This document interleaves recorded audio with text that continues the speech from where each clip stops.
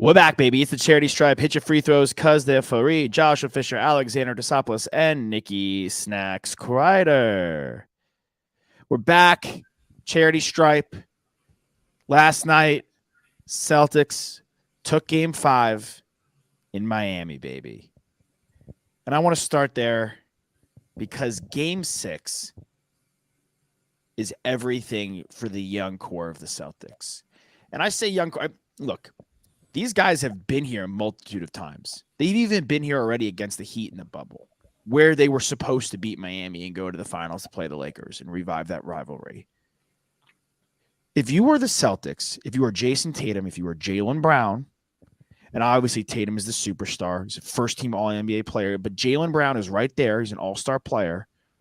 If you are Marcus Smart, if you were the three-headed monster that is the Celtics, obviously Big Al's been incredible, you need to be able to close out at home. If you cannot close this out at home, whether you win game 7, if you win game 7, I will have no faith going against the Warriors. No offense, Toss, as good as Luka and the Mavs are. And I think that it's quite possible the Mavs series can go to 6. I would be thoroughly shocked if they are the team.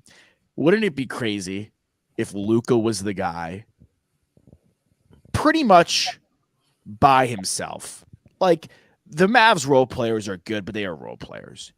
To beat this quote-unquote juggernaut of a Warriors team, this biblically good dynasty, Steph Curry, a top 10 player, wouldn't it be unbelievable if Luka was the first player in NBA history to do it? I mean, I know you as a Mavs fan would say yes, but like objectively, like how unbelievable would that be if this was the team? It's never. Wait, they've lost in the finals before, though, right? No, but I'm saying no team has come back from down 3-0 in NBA history in a series, in a playoff series. Got it. Yeah. Let's it would be objectively crazy because it would be a statistical anomaly. It's never happened before. Let's go forth, I think, with the rest of this conversation. Yeah. Thinking that the Warriors will fall in line with how most series have played out. All series have played out when they've had a 3-0 lead. And if they're getting pushed forward into the NBA Finals, as Nick predicted, I think it's just a matter of, do the Heat have anything left in the tank? Or even if, I don't even think it's about that, because I think I said this from the beginning of the series, the Celtics are the better team. And yeah, I almost think you're putting a little extra pressure on them for game 6 that they don't need, because I think they're just going to win this game. I wouldn't be surprised if it's a blowout once again. There's been so many blowouts in these NBA playoffs. I don't even think they just go, they take care of business, they do their job, and they're into the NBA Finals. 100%. Look, I don't think we're going to lose this game. I think the C's are going to take care of business. I think the way that Tatum moved the ball, he didn't shoot excellent from the field in game 5. He was 7 of 20. He wasn't the leading scorer. Jaylen Brown was. Jaylen had 25 points. Jason had 22. He had 9 assists. And that, to me, is such a mature, and like we talked about it time and time again, my biggest issue with Jason when he's not having his best shooting night, he really tries to shoot himself back in the game. And that's fair from your best scorer, but I don't necessarily love the shots he takes when he tries to shoot himself back in the game. Oftentimes he tries to go from behind the arc instead of going to the rack. Wasn't having his best shooting night, deferred a little bit to Jaylen. Jaylen, who may not be the volume, who has had a 40-point game, may not be the volume scorer that Jason is, though, on a consistent basis, took care of business. He's extremely efficient. I will say this, though, on Jaylen Brown. Is he eating butter popcorn on the sideline? Right. Am I the only one that noticed? This guy cannot hang on to the ball. What do you mean, are you the only one that noticed? NBA Twitter wanted his head at halftime. Everyone was saying that he couldn't dribble. And of course, I think that's something. I saw a direct quote from Ime Udoka, who was just like, that's 5 turnovers in every game. Like, you have to take care of the ball. And he did in the second half. So he made the adjustments that he needed to. So credit to Jaylen for, fixing his mistakes. But I don't think you're the only one that was thinking that. I think everyone was thinking that. But to me, the bigger story is that progressively over this series. I mean, obviously we're talking about how Luka has no help. And that's been a constant theme for him for his entire career. This Miami Heat team, especially when Jimmy Butler is getting mitigated on the offensive side, where he scored a lot of points in the first 2 games, and since then he hasn't had more than 20 points. And Bam, his offensive ability has never been his best quality. I think his versatility and his defensive playmaking have all been what I've enjoyed watching the most from him. His passing is a big. They really don't have a lot of other guys that can create their own shot. I mean, Kyle Lowry laid a goose. I know he's battling an injury. Victor Oladipo, he didn't even play half the season. I mean, he's coming back once again from major injury, and now he's playing huge minutes in the Eastern Conference Finals. Tyler Hero was out this game. Duncan Robinson hadn't even been playable until this series. And I still don't think that he is. I think it's just a matter of who else do they have on their roster? I mean, guys like Gabe Vincent have stepped up. Strus laid an egg too. Yeah. Again, so Goose. Did Strus goose back to back? I mean, and you were giving me crap about the Celtics, and I was like, oh my god, the Celtics passed up on Strus, and he's laid back to back goose eggs, like the StreamYard icon in the right corner we have here because we're streaming live. Also, shout out. I think it's a duck. I think that's a duck. It is probably a duck. I mean, Kyle Lowry is broken. Jimmy's beat up. Gabe Vincent would steal the belt right off of Jalen's pants in the club, though. I'll tell you that much. That guy's hands are ridiculous. He is literally Swiper the Fox out there. He's Jose Alvarado without the press.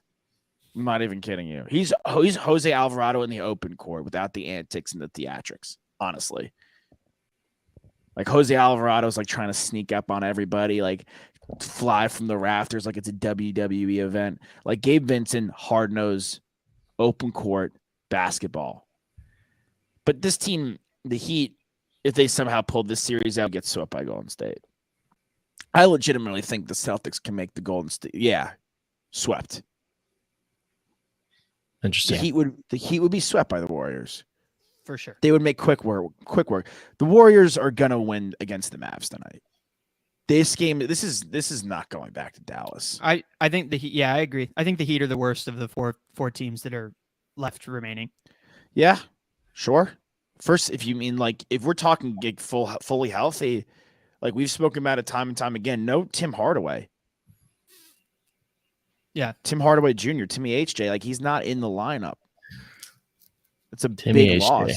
It's a big loss. It's gonna be Celtics Warriors. So the Celtics are gonna play the Warriors. I need to see game 1 to make some sort of evaluation on, for me, it's going to be, can the Warriors hang with the size of the Celtics wings? And can the Celtics once again stifle another high-powered offense like the Warriors? Because they haven't played against an efficient offense like the Warriors yet in the playoffs. That's why your basketball analysis, no one's perfect, but I think the way you phrased the size, no one is. I think the way you phrased the size portion of things was correct. I think people look at the Warriors Celtics and just look at size from a big standpoint and completely discredit what Draymond Green's capable of down low. Kevon Looney has done to the Mavs. I'm not saying he's going to do that against Rob Will or Al Horford, who are much bigger presences in the paint. But to me, it's really the size of the wings. Jaylen Brown is like 6'7". Jason Tatum is huge. Jason Tatum is 6'10", 6'11", and a rock these days. I mean, I do think that the Warriors have sneaky length as well. Wiggins is probably 6'10", and Clay is 6'7" also. It's really just Steph and Poole who are smaller. I mean, they're 6'3", 6'4", respectively. But the Mavs certainly don't. Like Dorian Finney-Smith is 6'7". Reggie Bullock is 6'5". Brunson's 6'3", 6'2". Luka, of course, is 6'8", and he's a menace, and he's tough to deal with physically. But they're just able to throw as many bodies as they wanted him. Reggie Bullock's a great guy, apparently. I mean, what was the award he won? It was the Kareem Award. He won. That was it. Yeah. Like, Gray hair. Yes, that's what also I was about to get into. He's like Reggie Bullock is like a great humanitarian, but from a standpoint of like his presence, the hair is ridiculous. I hate to poo-poo someone's name. Bullock, it's like the Bullock thing, Bullock thing is crazy to me. Like the guy is just such an enigma. He's just such like he's like a character. The hair thing is wild. Him, I like Alfred. You guys remember Alfred? You guys remember Alfred Payton's hair? Oh yeah, crazy. He had like a lunch bag hanging from his head, like a sack of lunch hanging from his head. Yeah. Ham sandwich, 100-cal Pastrami. package. Yeah, pastrami, 100 cal pack of cheese. It's how you Frozen. doing? I do. All Cold I noodles.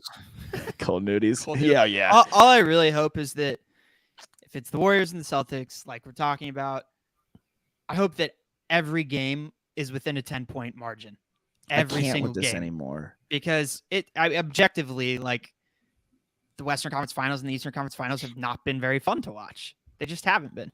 Heinous. None of these games have been fun to watch. Heinous. They've all been blowouts. We were talking about the other day. Yeah. For a I thought casual, the first round series where y'all swept the Nets, those were good games. yeah. And I know it The was a Bucks sweep games as a were good. result. The Bucks games were good. The Bucks series was good, by and Yeah. large. Nick, like Toss and our teams are in it. We're generally bigger basketball fans, but you, as someone who obviously watches, and hasn't been as fan of, a serious fan as long as we have, like from your perspective, like, doesn't this kind of suck? Yeah, for sure. It's so uninteresting to a fan that doesn't have a team in the race and just like doesn't really care about basketball as much, just because they're 20-point blowouts sometimes in the Western Eastern Conference Finals. And it's like, all right, this game's already over. Like, why am I even sitting here watching this in the third quarter? Yeah, or And yes, like even and yes, I know like things can change really quickly. Like teams have come back from greater margins, but at the same time, it's like it's not happening in the Eastern Western Conference Final. yeah, like do we want to sit here though and like sweat that out? No. Like I'm not gonna sweat at 20 points heading into the fourth quarter. Right. Like And what if Marcus Smart comes in and drains 3 threes in the first 3 minutes? Then it's 11-point game, and we're back in this thing and have to sweat out the rest of the fourth quarter to only lose by 24. Right, and basketball fans are gonna watch no matter what. Yeah. But I don't think the NBA has much of a problem of trying to grow the sport like baseball does, where like they're grasping at straws for viewership. So it's not really to their detriment, but if they do want more eyes, they want better ratings. I mean, there's not really much they can do because this isn't anything to do with what the NBA is doing or what like their marketing plans are. It's the actual gameplay itself. Mm-hmm. So yeah, I really don't know like the answer here because it's so back and forth. There is no answer. They've done all the NBA's done all they can. Inversely, we could kind of teeter into baseball a little bit because once like whoever the PR team of the MLB, maybe that's where we have to boil this into, should be given their boxes, kicked to the curb, go serve fries at McDonald's. Like what? So much good baseball is happening. It starts from the very top. Yeah, I mean, we say it all the time. But like one of the biggest news story of the week was the whole Donaldson Anderson thing, which obviously whatever, not cool. I don't want to brush that aside.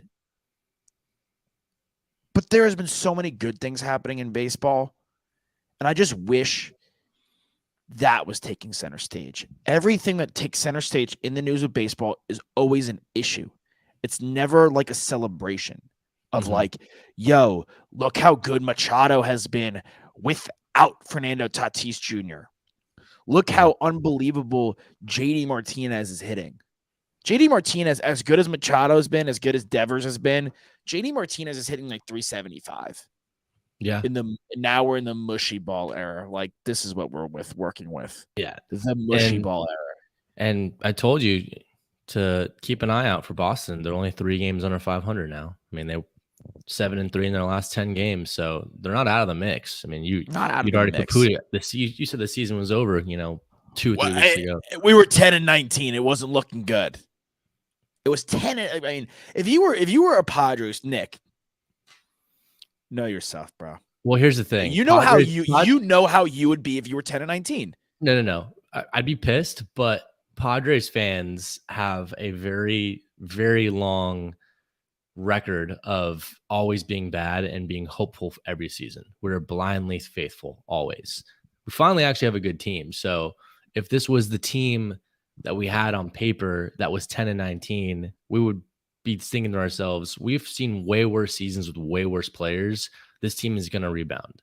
So I think that you're just too accustomed to winning because all of your sports teams have won so many times. True. That you don't know what it feels like to actually have hope. Yeah, that's a very interesting way to put it. The thing is this. No. I think hope is like being hopeful. I'm never in the business of being hopeful. I'm always I'm again a realistic fan.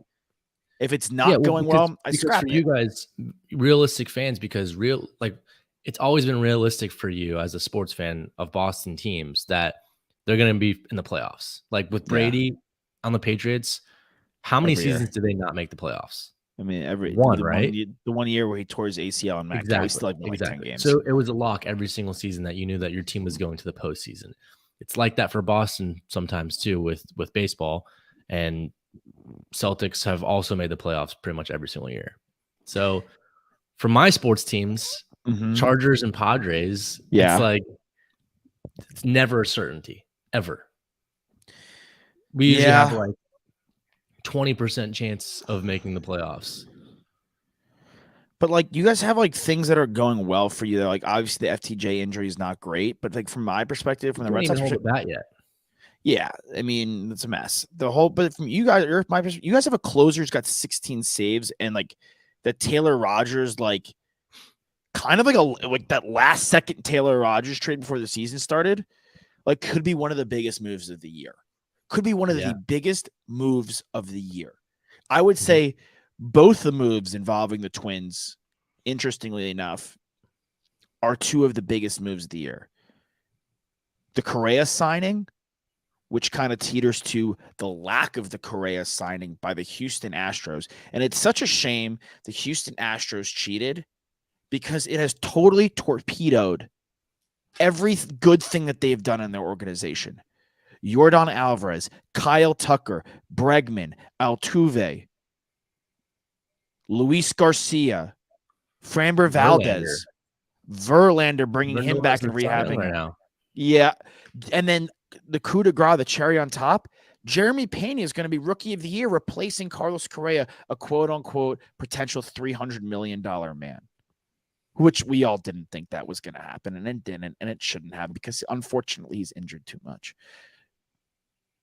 The Houston Astros have completely tarnished their name or anything good that they have done, and this is kind of my exception to the rule of PR or whatever, is just cast to the side. It's an afterthought. But the Rogers trade has been unbelievable, and we didn't do – that's like my issue with the Red Sox. Our bullpen, like Robles is like our go-to guy at the back end. That guy stinks on ice with the pack of Cheetos. I guess I'm a little confused as that was okay.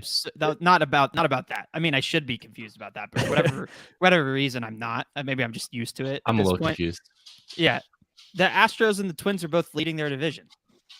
What's my gripe with the Twins? Yeah, well, I don't. They're leading. No, I don't think the Correa signing was bad. I think the lack of the Correa signing was a good move by the Astros. The Correa signing was great for Minnesota. Whether he's like up to snuff or not, he might leave, but the Correa signing completely revamps the locker room. I mean, the Twins are fine. It's it wasn't a bad deal for the Twins because Paddock, before he got hurt, was pitching well, and like they bring in, he's fine. Like he's not an ace like we all thought he was going to be, but he's pitching fine. I mean, they have Sonny Gray, like he's pitched really well. Like I just think it was a really great deal for the Padres. A Padres team where everyone was like, "Oh no, Fernando." Arguably getting the best closer in baseball right now, him or Josh Hader. I mean, right now those guys have been nails. Hader, I would just based off like past resume.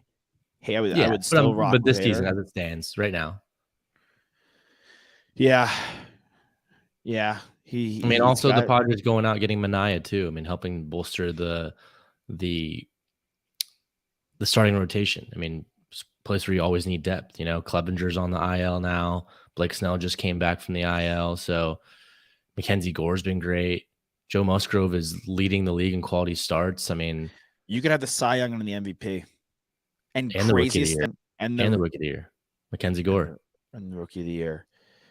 We're going to leave it at that in just a hot sec, but I just want to say it's crazy that you guys could have the Cy Young and MVP, and the MVP is not still not winning the division. Yeah, and the MVP is not FTJ, and the Cy Young isn't Snell or Darvish. That to me is crazy. But we're the charity stripe. We'll be back in a hot second. Josh Fisher, Alexander Desopoulos, and San Diego Zone.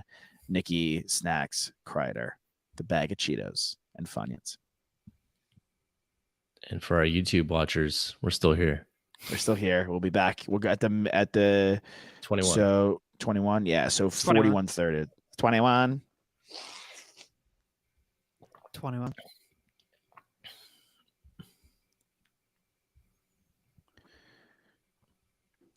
We're back, baby. It's a charity stripe here again, once again. You know who else might be back? Colin Kaepernick.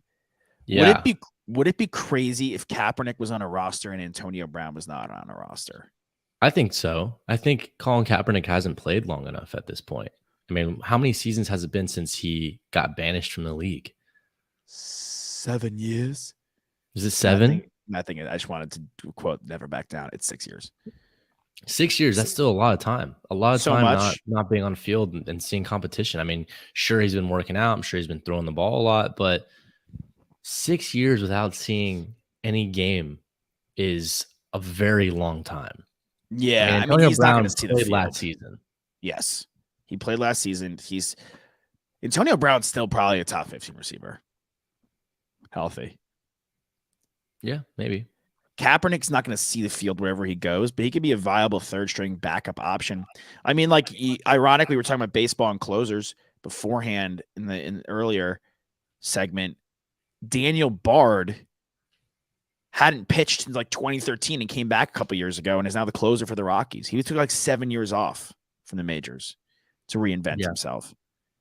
So it's not impossible, and he's not going to be a starting quarterback in the NFL again, Kaepernick. There's too many good guys. No, but the Raiders, if their guy goes down and he is the backup quarterback for them, then he plays.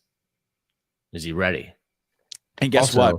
Also, are the Raiders ready? Because the Raiders are the team right now he's working out for. Are the Raiders ready for all that publicity and distraction and noise?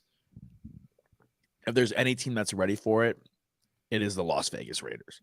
The Las Vegas Raiders are a TMZ show, for better or for worse. Look, think about all the press they've dealt with, all the Gruden, the Ruggs, horrific train wreck. Arnett. Yeah, thank you. I almost forgot about that again. But on the positive side, look how they handled the Carl Nassib coming out of the closet as the first active, openly gay player. They handled that extremely well, as they should. So they're no stranger to handling this kind of press. And I think it's interesting because you bring up if their guy goes down. I've slowly moved on the right side of the fence for Derek Carr, but their guy goes down sometimes. Yeah. Their guy goes down for sure. They don't have the best offensive line either. No, Mariota saw game action last year. Kaepernick is similar enough to Mariota, which is why I think they're entertaining it. I think they're looking at him and be like, he's a little similar. Yeah. I don't know. I think I would have rather put my chips, my Vegas chips on a younger quarterback just because there's a little bit more upside. In case Derek Carr goes down, young guy has to step in, then he proves something. Maybe he becomes that future franchise quarterback. I don't know. It's kind of like a prospect. Yeah. Yeah. As opposed to Kaepernick, it's okay, he goes in, but how long is he actually going to be able to be your quarterback? Right. Mm-hmm. I think given what Carr has done the last 2 years, he is their franchise guy, at least for the time being. Right. I don't think they're really, he's not old. He's got plenty of gas left in the tank. I think, I don't know, it makes sense. If they do sign Colin Kaepernick, it's because they believe he's ready to play if the opportunity presents itself, if Derek Carr did go down with injury. So they're not just going to sign him just to sign him. No, if they think no, not at all. Not at all. I don't know. I think it makes sense. It'll be interesting to see if other teams work him out as well. If they want to see what he's got to offer. OTAs obviously just went down with a lot of teams. Certain guys were not participating. Guys already dealing with injuries. It'll be interesting to see how that plays out as we get closer to the season. I was just looking up at our friendly neighborhood sponsors, betonline.ag. Go to betonline.ag, use our promo code BELIEVE, get 50% off of your first deposit. I was looking at the odds for comeback player of the year and thought I'd just roll out the top 5 candidates for you guys and just see what you thought. Jameis Winston plus 550, Derrick Henry plus 600, Michael Thomas plus 900, CMC plus 900, and Deshaun Watson plus 1200. It's hard to give Derrick Henry comeback player of the year because he went down so late, I feel like. Yeah. I mean, he was on a tear all season long. I could see CMC because he was off and on. Deshaun's tough because just the circumstance, right? Like, you're gonna give a guy comeback player of the year who was suspended. I think it's got to be like Jameis. Not playing. Like, yeah, it's got to be Jameis or Michael Thomas, who hasn't played in God knows how long. It's one of those two guys. Right. Jameis coming off a major injury. But can you imagine? Like, let's just say one of them does good. The other one's probably doing good as well. So yes, right. Very true. Can you imagine? I'm gonna throw out some other guys that are lower in the or have worse odds, but I think are more viable picks, because I completely agree with you, Nick. I don't think if you were a betting person, if you were a betting man, I wouldn't put any money on Deshaun Watson, because it's just it's the narrative of that award, and it doesn't align with the winners in past. They're not going to reward him for being suspended or just not seeing the field, basically. Right. He throws 60 touchdowns and 7 picks and sets records. No, and they win the AFC. Can he win the MVP? Yeah, I think he has a better chance of winning the MVP than comeback player of the year. Yeah, fair. He wasn't formally suspended, right? No, not yet. Not yet. I've also thrown out there J.K. Dobbins plus 1,200. I like that. If you think Mitch is going to be good, he's plus 1,400. I wouldn't take that one. Cam Akers plus 2,200 though. I like that one. That's he looked good in the playoffs. He'll be the starter.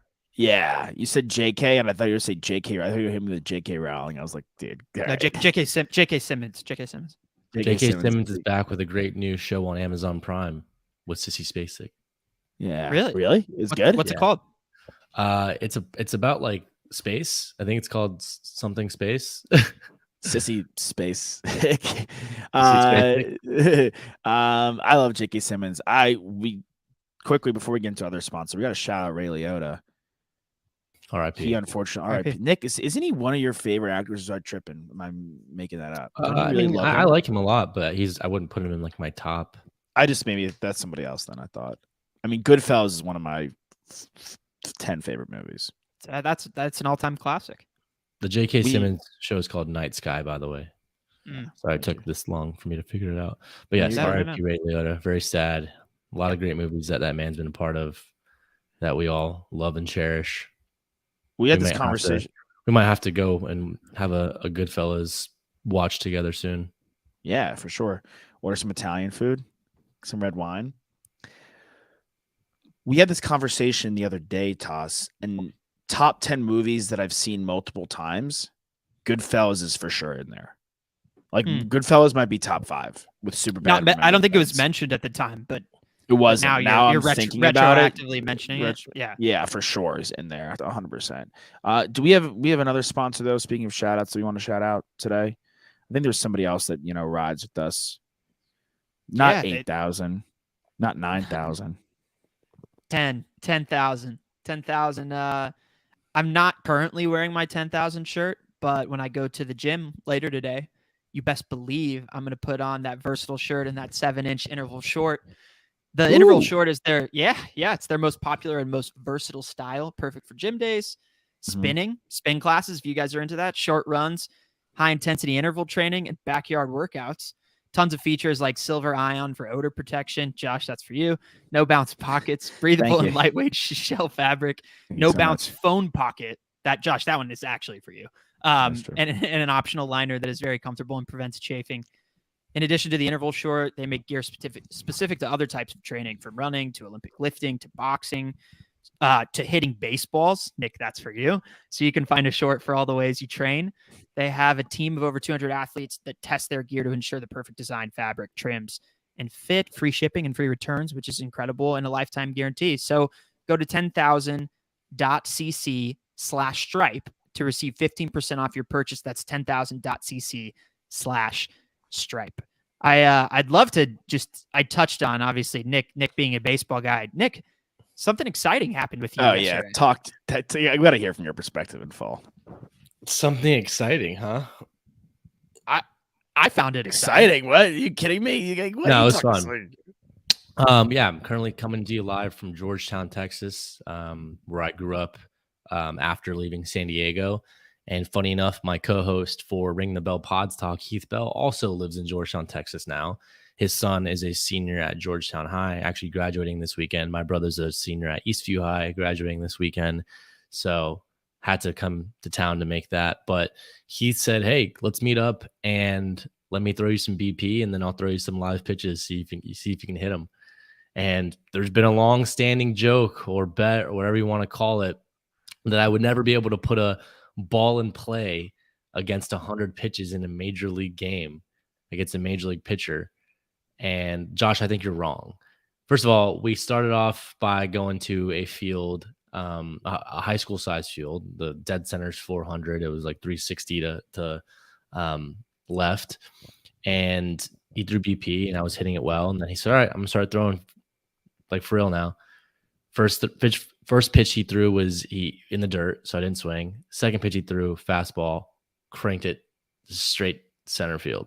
Didn't go over the fence, but he said, all right, good for you. And then he wants to start throwing me some curveballs. And the curveballs were a little bit harder to hit just because there was so much movement on there. I fouled off a couple, but I do think that I'm putting some balls in play, especially if I'm getting practice, hitting the cages, allowed to at least get my swing in order. I mean, am I getting hits? Am I even swinging, a 1 for 10 average against major league pitchers? Probably not, but I think I'm hitting better than some pitchers out there. Your swing looked great. You can hit. There's no doubt about that. You cranked one in softball the other week. I know you got lumber. Well, I think it's worth. I think the end game is different, though. Yeah, well, yeah, of course. I mean, okay, we didn't have a catcher. I didn't have a helmet on. He was literally pitching to me in shorts. Like, if he had preparation, right? If I had, like, same for me. If I had preparation, if I'm not worrying about getting hit in the head because I don't have a helmet on, like, things are a little different. I think you've really moved the needle, though. You've moved the needle in a great way to your side. There's circumstances that I need to go back to the drawing board to then profess to you to kind of get my argument back in place. But this was a good win. This is a big win for you. We could do this again. It doesn't have to be with Heath. I mean, in the future, we could try to get some pitchers to actually throw and get a catch. I mean, look, we're a big media company now, right? Believe.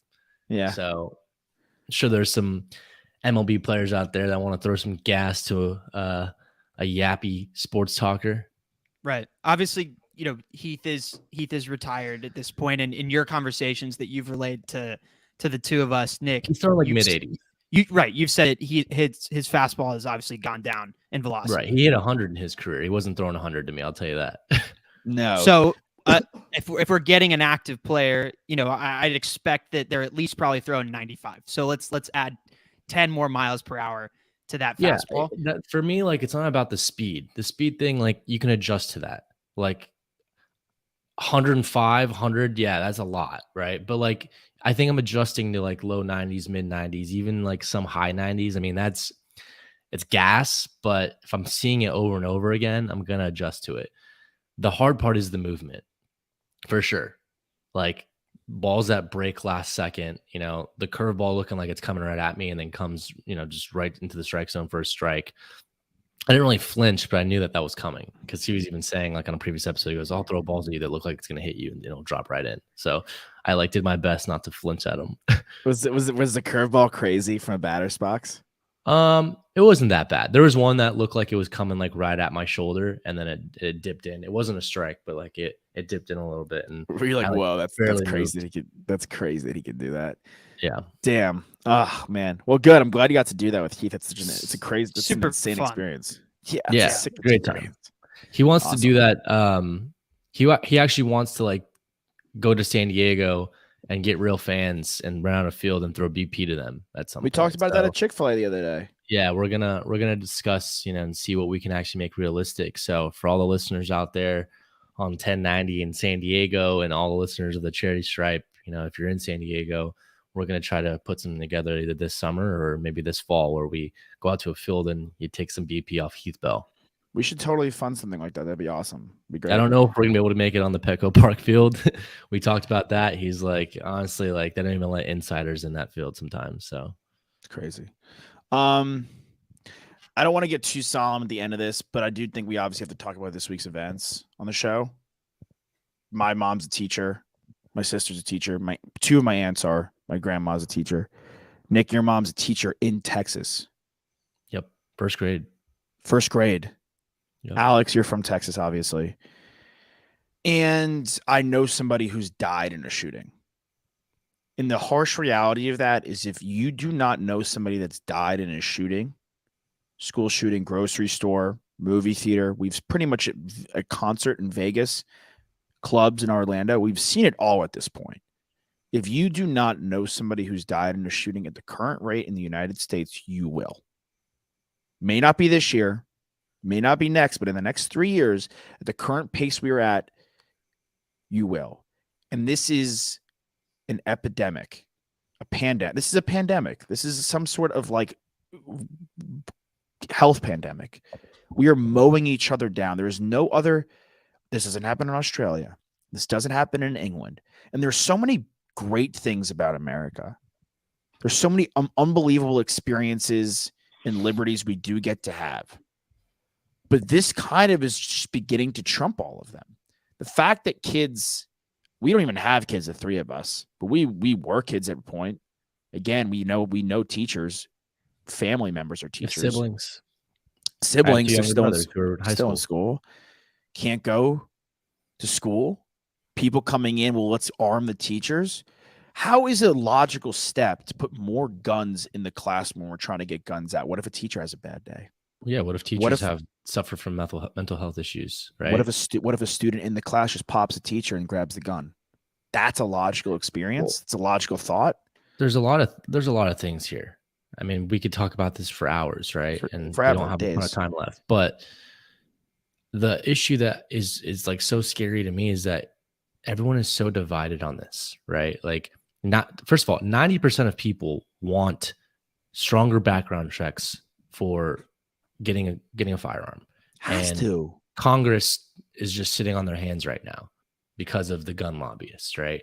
But there's just so much going on right now where, if you're Republican, I'm not saying all Republicans, but there's some Republicans that are saying, like, let's not make this political. And then there's some Democrats who are, trying to take action right now and go after Republicans. And it's like, we really need to just band together on this because this has nothing to do with politics. It's humanity.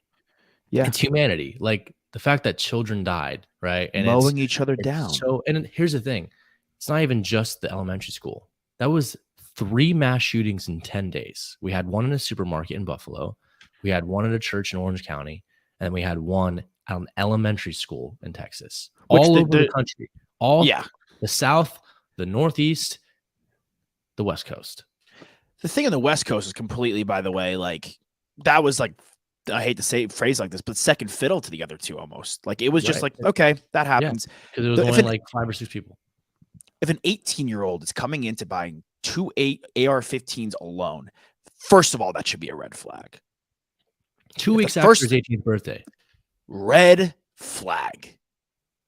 It's not, and you know what? Maybe it is political. And for me, my self-reflection in this whole thing is like, what difference can I make? Like, how can I stop this? I know somebody that's been in a situation. Like, I cannot deal with this Like, I can't look at the news and have to deal with this anymore, honestly, as a human being. And maybe I should care about politics more, because right now I've always been like very blasé personally, like, all right, whatever happens in politics happens in politics. Politics is a joke. It's stupid. Who cares? Well, maybe we should care, and maybe it shouldn't be a joke anymore. Maybe we should take it seriously, because the people that we've put in place, whether it's 50 people holding us hostage, like Steve Kerr said, maybe we've put the wrong people in place because we're not taking it seriously enough. These people are there because it is their job to make a change. It is their job to help people, and they are doing a piss poor job at it. If any of the three of us, it's their job to represent people. And if they're not representing the wishes of those that have put them and elected them to be in these positions, what's the point? they should be fired. We shouldn't have to wait to November. Oh, cast your votes, Chuck Schumer, coward. You better bring that bill forward, whether they vote no. Let us see them. Let them vote no to our faces right away. Chuck Schumer, you know what? What's the point? They're not going to vote. Do it right now, dude. It's ridiculous. If anybody was the way they were at their jobs, like some of these politicians are, they would be fired, handed their papers, go to unemployment. It is embarrassing. It is embarrassing. Like even in California, clean up our streets. It's dangerous. I'm sorry. Like, people shouldn't be living in fear. Kids should not be afraid to go to school. They should be. I was excited to go to school when I was a kid and see my friends. Now it's scary. Putting fences up around like they're in jail. Like, what are we doing? At what point? I'm sorry. I know we don't have time, and there's a lot of good things in sports, and that's what the show's about. But you guys being from Texas, I went to Texas. Our moms being teachers. It's just like, it's upsetting. It's as a human being, it's horrifying to watch. Yep. Horrifying. And I will say just one last thing quickly. Please. Yeah. If you're one of those people that tells athletes to shut up and play, or to not use their platform, or even if you're listening to us and you think we should only keep it about sports, you're wrong. We have a platform for a reason, and we should utilize it to spread the good word. Yeah. LeBron James has millions of followers, and people really care about what he has to say. They listen he has every right to go out and listen. He has every right to go out and say his opinion. Same with Steve Kerr. 15 million people saw that in 5 hours. People are watching him. It Inspiring matters. change. Yeah. All right. Well, we're the Charity Stripe.